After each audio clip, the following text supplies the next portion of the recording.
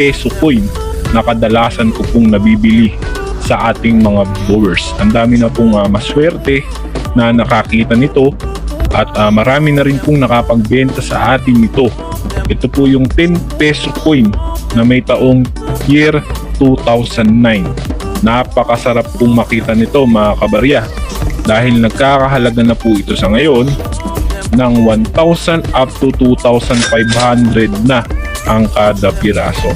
Pero depende pa rin po yan sa kondisyon ng inyong makikitang 10 peso coin year 2009. At maaari pa po yung umabot sa halagang 4,500 up to 5,000 pesos kapag nasabi pong brilliant uncirculated ang makikita nyong 10 peso coin na may taong year 2009 mga kabarya. Kaya wag nyo na pong palagpasin.